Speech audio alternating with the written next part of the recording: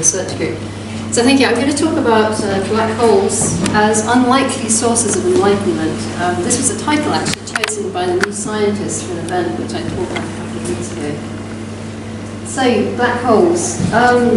They appear a lot in science fiction. I mean, hands up, who here likes science fiction? Yeah, quite a few of you.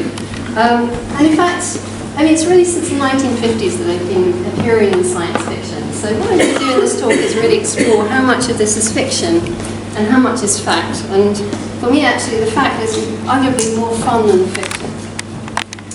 So yeah, thinking of the kind of movies that you see black holes appearing in. So I kind of went to look at the shelves of my kids' DVDs. So I think the best known movie from recent times is the movie Interstellar. I'm not going to spoil the plot for you, but the plot definitely involves a black hole. The term event horizon, which I'm going to explain to you, is also something which is kind of passed into popular knowledge, because again it's used quite heavily in science fiction. So this is a movie, I don't think it's a particularly good movie, but it's a movie from about 20 years ago.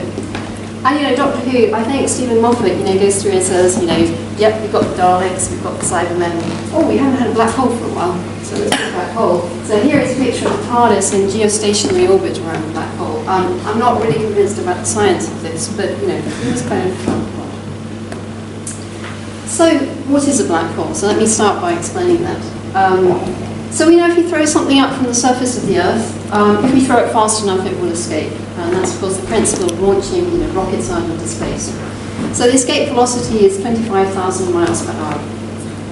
Now think about what happens if you make your planet heavier, or your star heavier, and you decrease the radius at the same time. So you make it smaller, you shrink it. So as you do that, the escape velocity actually increases. But then we learned at the beginning of the 20th century from Albert Einstein that nothing can travel faster than the speed of light. So as soon as you decided that you need to throw something at the speed of light for it to escape, you've then passed, if you need to throw it faster than the speed of light, it won't be able to escape. So the basic way to understand a black hole is as an object for which the escape velocity exceeds the speed of light. So in some sense, if you're inside that black hole, you can't escape.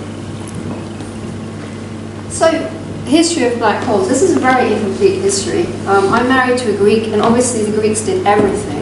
So my father-in-law informs me that there were actually discussions of black holes back in the ancient Greek mathematics literature. But certainly there are well-documented discussions by, for example, the mathematician Laplace, going back to the 18th century.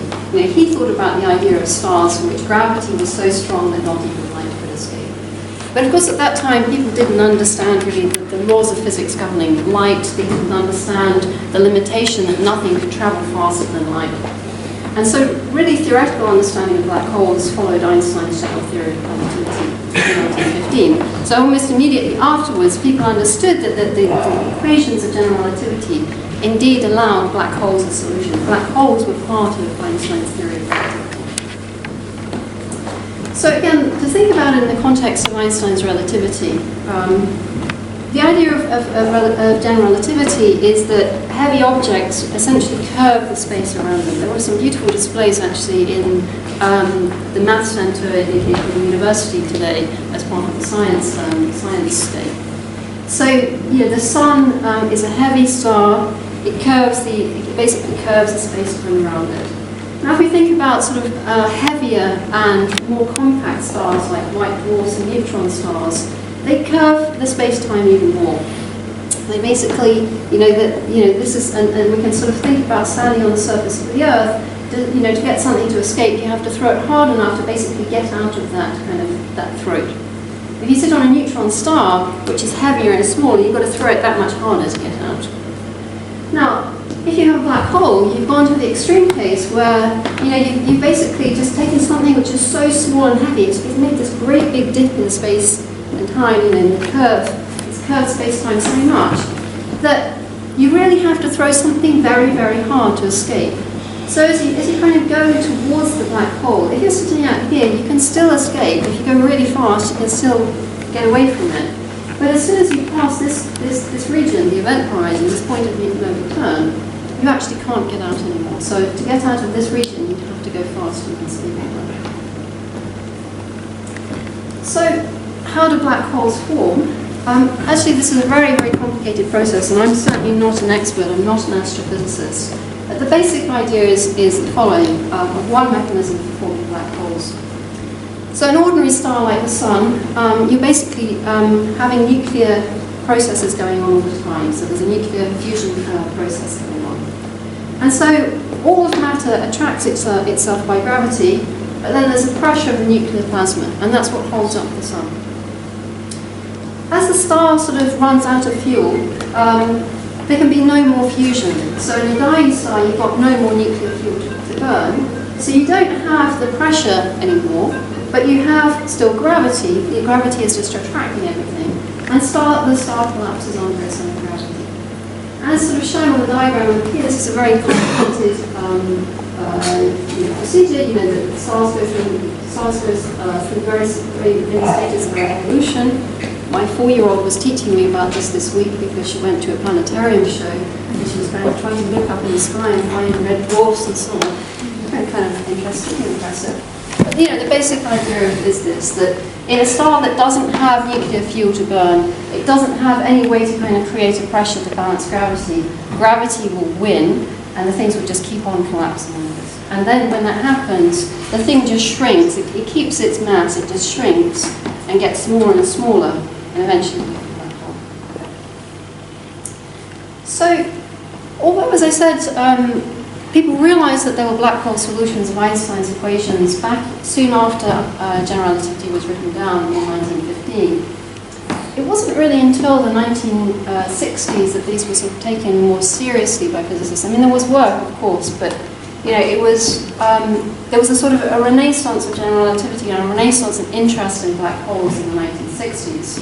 And many people attribute the very term black hole to the physicist John Wheeler in the 1960s. So the first candidate black hole, or what most people consider to be the first candidate black hole, was X1, which was discovered in 1971. So, in this constellation, there's something here which is dark, and I'll explain to you in a moment how people infer, how people realize it's there, and then they see that, the constellation around it. So back in 1974, Stephen Hawking, I think known to all of you, bet Kip Thorne. Now, Kip Thorne is known firstly as a scientific consultant for the movie Interstellar, and secondly as one of the people who was there at the announcement of gravitational waves a few weeks ago. And these were, very close friends, physicists. Stephen bet Kip that this was not a black hole. Stephen's logic was he was working on black holes. If he found that, black holes didn't exist, his whole career would have been wasted. So if there was kind of proof that there really weren't black holes, there was some other kind of explanation, he wanted something to cheer him up, so he wanted to make a bet. And he very much conceded in 1990 that this was a black hole, that this was what people consider as a black hole. They have a history of making bets with each other, which their wives do not like very much, because the prizes of the bets are Playboy magazines and things like this. Anyway, so he conceded the evidence. Okay, so how do we actually detect black holes? Because by definition, a black hole is not like an ordinary star, right? The sun is there, we see the light from it, we know it's there. So how does it work with black holes? So let me talk about Sagittarius A star, which was discovered around 40 years ago. So this is a very, very heavy black hole. This has a mass which is about 4 million times that of the sun. So it's 4 million times as heavy as our sun. So how can you figure out that there's a black hole there if you can't see it? Well, the point is that you can actually track, so what's shown on the left-hand side is the track of things which are orbiting the black hole. So in this track, you can see that this is over a period of years, you see that something is moving in an orbit. And then you infer that there's something in the center that's, that it's orbiting around. And you can actually go back and use Newtonian physics, Kepler's law even, to figure out how heavy that thing is. So we can figure out, even if the sun wasn't there, and if we couldn't see it, because we could look at the other stars moving, we could actually figure out how heavy it actually is. So indeed, we can, that's the way that, people traditionally detect black holes. Now, on the other hand, it's very surprising. I mean, the picture I showed to you at the beginning from Interstellar reflects the fact that black holes are not really black. So it's true that the very center of the black hole, shown here, this is the event horizon. Indeed, there's no light coming out of there. It is indeed black. There's a black spot. But at the same time, black holes are really heavy things, and they pull everything around them. They pull gas and everything towards it. And so many black holes are surrounded by what's called accretion disks. And this is things which are falling into the black hole. And as things fall into the black hole and spin around it, they're often charged particles. They give out radiation. They can give out radio waves, they can give out X-rays. So it can be in a range of wavelengths from radio waves visible to X-rays. And the black holes also have a very exotic feature that they have whole streams of material which is sort of given out along the from the black hole along the axis along which it's rotating. So the black hole spinning around, and along the sort of vertical axis, there's a whole kind of chunk of stuff which is being thrown out of it. So the picture which I showed you from Interstellar, it's a computer simulation. It's not a picture of a real black hole, but there is some physics in it. It was created by Kip Thorne and others, and this is meant to be the image of a black hole which is surrounded by an accretion disk. So the accretion disk you can think of as this. So this is emitting in the visible wavelength, so you can actually see it. And then why do we see this as well? It's because the light from sort of behind the black hole is kind of dragged over. The gravity is so strong, it's dragged over the top of the black hole, and we see it coming towards us. People may fight a little bit about whether all the physics is correct, but the basic idea of this is indeed that the black hole is surrounded by a kind of a very accretion disk full of matter which is giving out light. So Sagittarius A star, I said this is a very heavy black hole. So this was something which you could detect by things moving around it. And he said, well, can we actually also see it? Can we actually just see it on our telescopes? And indeed you can. So it has relatively little accretion actually. So compared to the picture over here, it's far less. And it's not emitting in a visible wavelength, so you can't see it with just optical telescopes. You can see it with radio waves. So if you've got radio telescopes, you can actually see it. And this is now a real image, it's not a simulation image. And there's a very large project using radio telescopes around the world, putting them together to create something called the Event Horizon Telescope, which really aims to get a very good image of Sagittarius A star and other black holes at resolutions of the black hole, so at a horizon type of resolution. So to go from this kind of picture to something which is, ideally as sharp as this picture, that's the ultimate aim. Okay, now, as most of you will have heard over the last few weeks, there's been enormous excitement about gravitational waves. So gravitational waves are also a way to look at black holes. So there are, the detector LIGO, which is what, the two LIGO detectors, which is what actually detect the gravitational waves. These are based on grounds. They basically use lasers, very clever technology to actually look for gravitational waves. And they're looking for waves of certain frequency, which can come from things like black holes colliding. There are plans, people, in the last talk there was lots of discussion about, very ambitious schemes to change our climate by putting mirrors into space and so on. Well, when I first heard about this project, I also thought that this was like amazingly crazy. The idea is basically to do this experiment in space. So this experiment involves basically 4 kilometer long lasers. And this is actually, set in space and is much, much larger. So, you've got to basically put these things in space, and there will be huge precision and a distance between them. And the idea is that this is going to sit there and it's going to detect gravitational waves in space. And it's going to look at gravitational waves in a different frequency than the LIGO detectors are looking at. It's going to see different things. So it will see, for example, very massive black holes. It would see things going into a very heavy black hole as well. So a relatively lighter object going into a black hole. So gravitational waves. So what did they actually see? I should say I'm not myself involved in this collaboration, but I'm presenting their data here.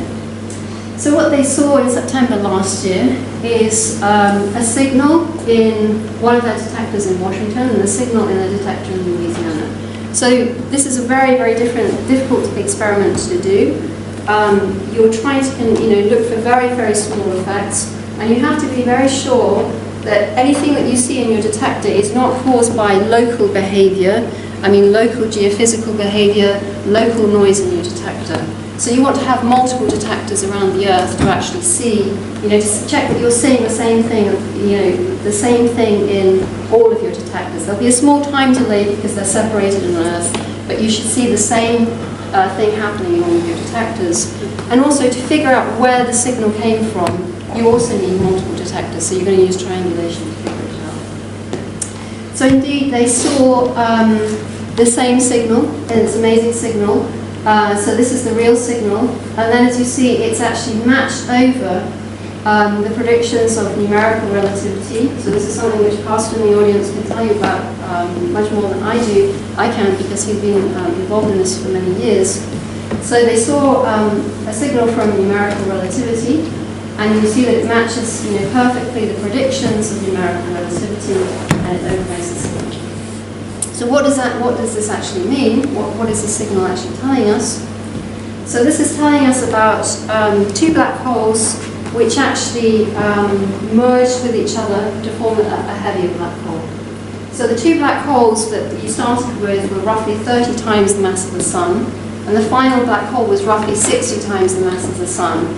But then in the process of doing this merger, they spat out the energy which is equivalent to several times the energy that the Sun has. And this was spat out, if you look at the time scale on this here, it was spat out in a fraction of a second. Right? So it's an enormous amount of energy. So the again, the idea is that the black holes kind of spun into each other. So this was the sort of phase where they're kind of dancing around each other, and then there's a sort of phase where they form a kind of a big vibrating black hole, and then it kind of vibrates a little bit more, and then it settles down. Okay, and this beautifully matches the simulation from numerical relativity, as I said. So there were lots of really interesting things that came out of this detection. So while they found gravitational waves, obviously that's amazing in itself. But from the perspective of black holes, it's also really interesting because they got a much better signal than they actually hoped. They wouldn't have expected to see black holes which are this kind of masses. People thought that you would have black holes having roughly the same type of mass as the Sun, in which case that signal wouldn't have been nearly as clear. So it's really kind of interesting that happened. And there's lots of kind of questions that came out of it, like, how many black holes with these kinds of masses actually exist, and how did they form? So the discussion, I gave you this very brief discussion about black holes forming by stars dying. Most of those kind of predictions don't tend to give you things which are quite as heavy as 30 times the mass of the Sun. So within a couple of days of the LIGO paper coming out, there were like tons of theories about how these black holes could form. There'll be lots of papers about that. Okay. So now let me switch gear for the next few minutes and tell you another side of black holes, which is the side that I myself work with a lot more. So really going back for at least 4 decades, black holes have been at the centre of theoretical physics research as well as astronomy research. So people in astronomy obviously looking at black holes, trying to understand their properties, looking at accretion disk, looking at jets, trying to understand what goes on, asking what happens when black holes collide with each other. But from the theoretical physics side, people have also been very interested. So this is the same picture as I drew you before. So the black hole has made, essentially, it's warped the space-time so much that when we pass the event horizon, we can't get out unless we can travel faster than the speed of light. So if we're trapped in here, we really can't get out.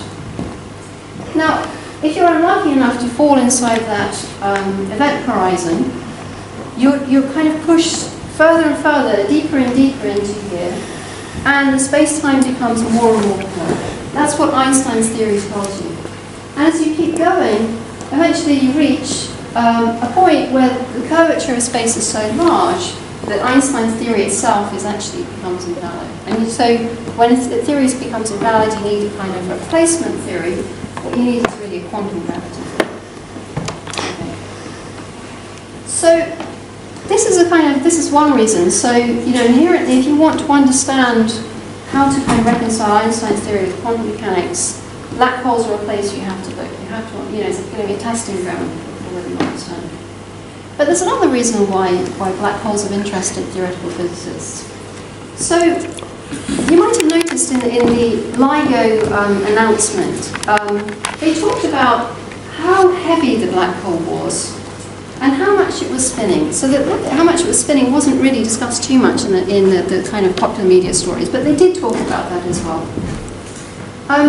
So they didn't really have to tell you anything else. They didn't say, well, these black holes were formed by this particular process, it was formed after a supernovae. They didn't tell you anything like that. They just told you the mass and how much it was spinning.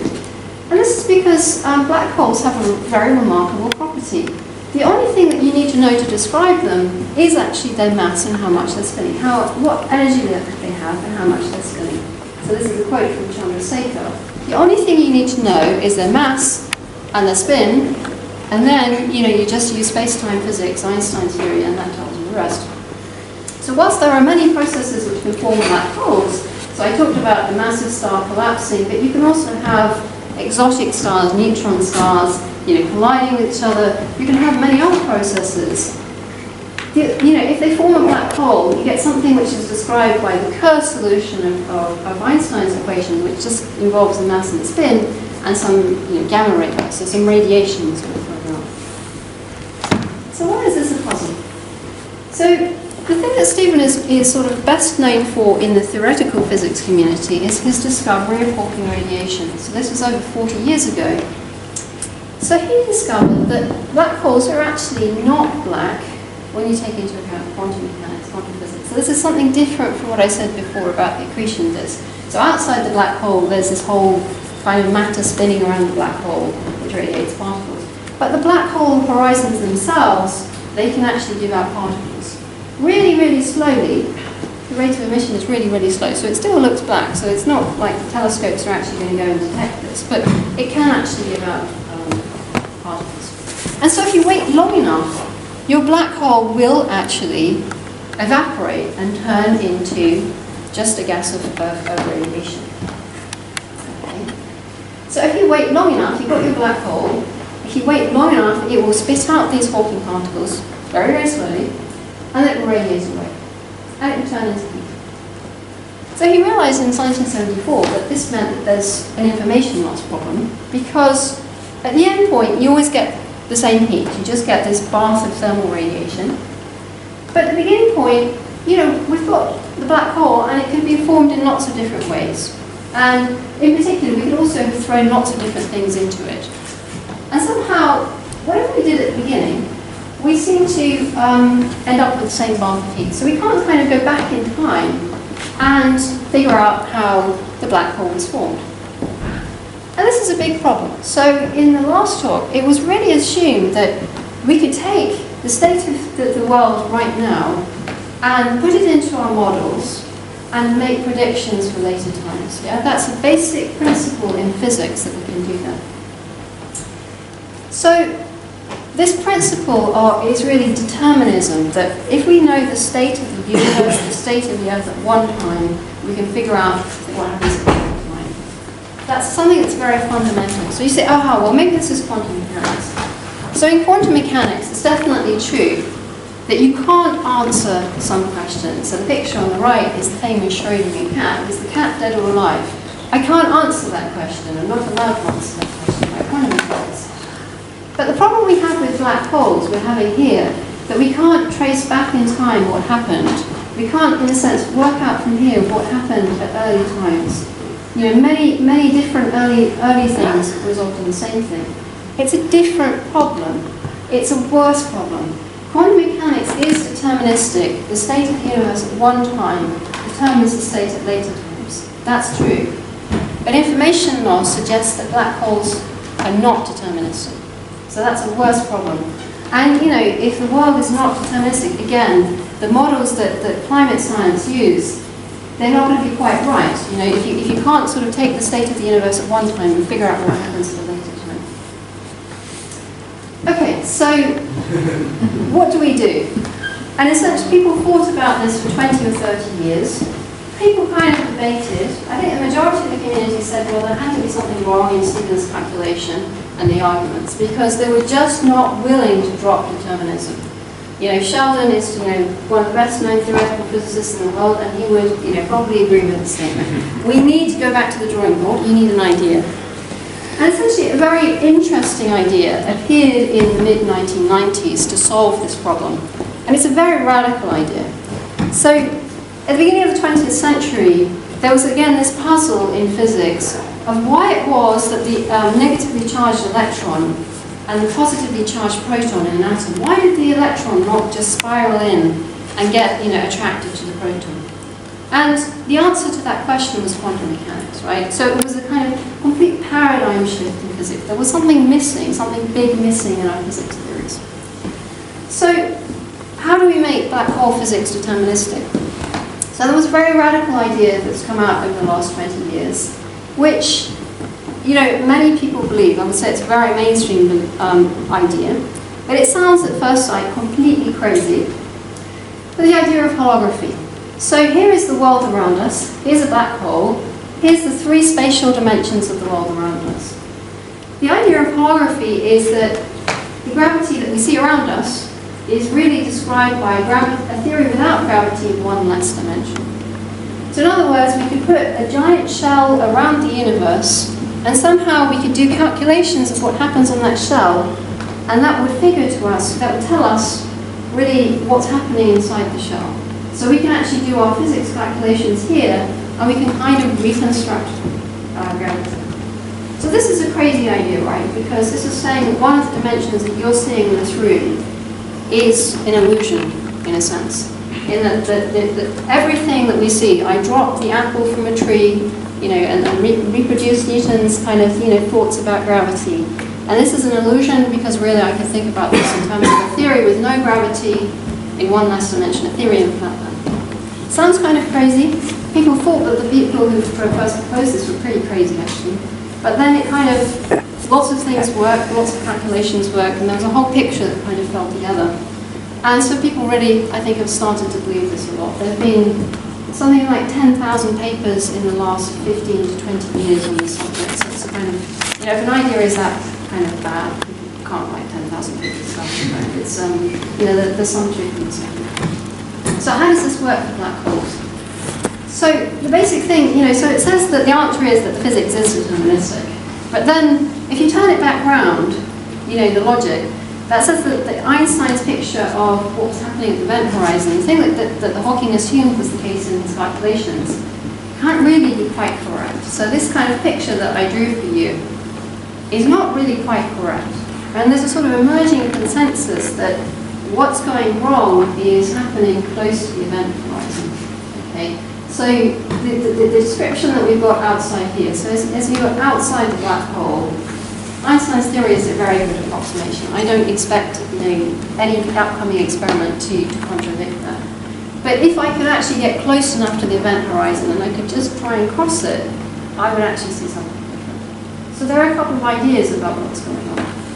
So one idea is the idea of firewall. So here's my astronaut. My astronaut's falling into the black hole. The black hole is the thing in the center. So some people believe that there's a kind of firewall just behind the event horizon.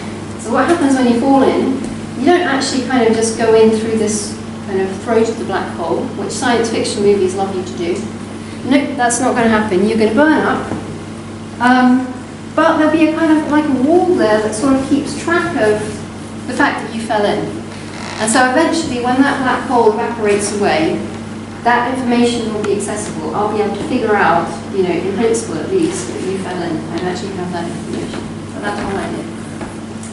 Another idea, which is more my idea actually, and I've worked on a lot, is a fuzzball idea. So this is a picture from New Scientist. So there's a split here actually, it's really interesting. That's American, that's British. This idea is loved by people in the west coast of California. This is loved by the people in Europe. So New Scientist actually kind of supports us and carries us. Our basic idea is that there's not really a sharp event horizon, that actually the sort of notion of the traditional classical notion of geometry sort of stops making sense. So this picture, to you guys towards the back, it looks to you very much like Einstein's picture of a black hole. But actually, if you kind of looked at it very closely, it's a kind of a fuzzy nature of geometry. Now, either way, people are looking at both of these two ideas. Actually, my PhD student who's in the audience will be looking at this idea and how that fits in with holography, and also trying to answer the basic question, what happens when you fall in? Yeah, so what happens to you when you fall into a black hole? And also what happens if you throw something very heavy into a black hole?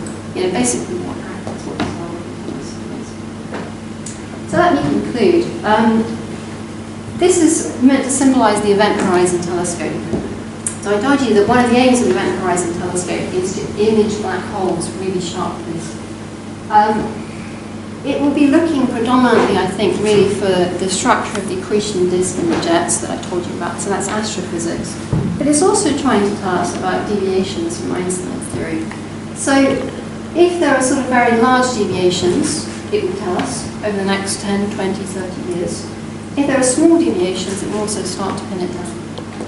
Okay, so it's a very interesting time because people sort of start to say, you would have thought these things were completely inaccessible, but actually, people, to experiment, but really experiment starts to practice things. So for me, truth is more fascinating than fiction. There are lots of, this idea really that came from black hole physics that the world has one less dimension, a kind of mind-blowing paradigm shift. And it's a really exciting time for black hole physics. So astrophysics, there'll be lots of things to help understand it. So you see in this picture, we've got LIGO, we've got the gravitational waves, we've got the radio telescope, the Event Horizon Telescope, and many other kind of experiments going up. So it's an exciting time for understanding astrophysics. And I made a bet with people from LIGO a couple of weeks ago that they claim that gravitational waves are also going to give us something really surprising. So it's going to give us something new, something I haven't told you about at all on this slide. There'll be something amazing for fundamental theory. I'm a theorist, so I actually bet them that we'd have already got it somewhere. But in any case, it's an exciting time for astrophysics and fundamental theory. So let me stop there. Apologies if I'm too late.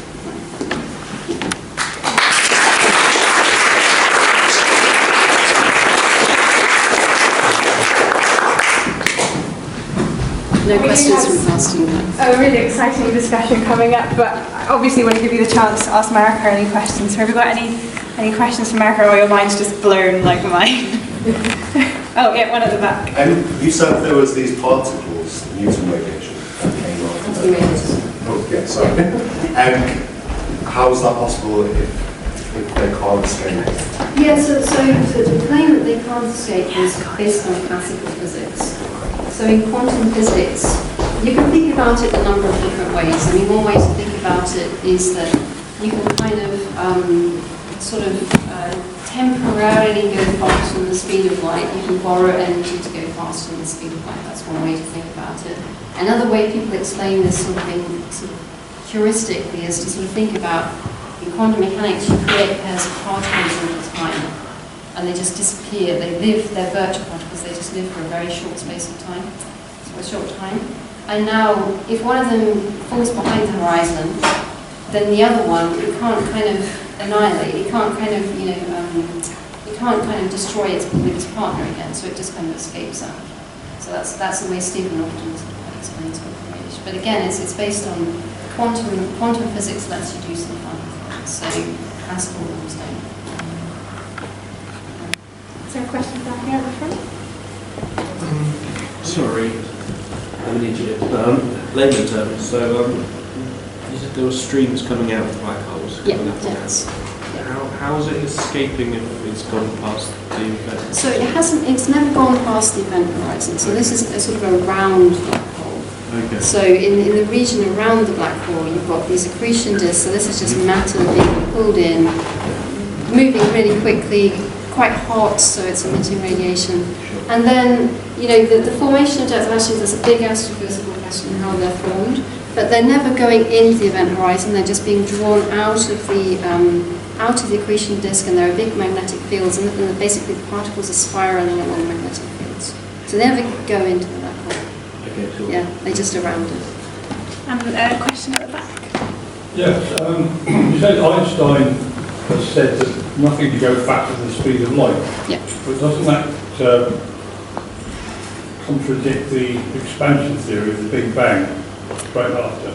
No, so it's I mean, Does it work? so the expansion theory is based on Einstein's relativity. So, you know, it's consistent with Einstein's relativity. So, you know, you a particle can never go faster than the speed of light. That doesn't mean to say that you know, things can't locally go faster than the speed of light, but you as a particle can't go faster than the speed of light. Right, so after the Big Bang, it all appeared instantly. So it must have gone faster than the speed of light. Well, no, because in some sense you can't. If we trace back in time towards the Big Bang, there's a point at which we can no longer just trust Einstein's theory. So we have to kind of cut that off. You know, we have to sort of stop. You know, we can't trust our theory beyond some sort of certain time. So we can't really trust it beyond the time where the universe was very, very small. We can't really go back beyond that. So of course people have ideas how to go back beyond that, but we can't use that just Einstein's theory to do that. Okay, this is the last question for now. Thank I you. might be showing my ignorance here, but the reason you can't pass the speed of light is because the mass increases to infinity as you approach the Yes. speed of light. Yeah. Is this a mechanism for forming a black hole? Because the mass is increased to almost infinity and it's still the same size. And if that's possible, we have black holes moving around at close to the speed of light. They can certainly, let me take the last question, they can certainly rotate around at the speed of light. And you can certainly try and, you know, move anything, as you say, you can just try and boost it with enough energy so it moves at the speed of light. I don't think it's a mechanism really to take something and boost it, you know, make it move at the speed of light to make a black hole in the first place. And of course, in principle, you know, you could just take you could take ordinary particles, and as you say, as you make them move faster and faster, you give them more and more energy, and if you shot them exactly at each other, you could actually, it is true, you could try to kind of get enough energy in such a small volume to create a black hole. But I don't think we can think that most black holes were actually formed that way, because you have to shoot them, you have to kind of aim them really precisely for each other, so that's not And then we'll have one more question. When a black hole evaporates, does it, before it becomes just a pool of heat, does it become visible? That's an interesting question. It's definitely true that as it's getting smaller and smaller, it's getting hotter and hotter. Yeah, and the rate of radiation is sort of speeding up.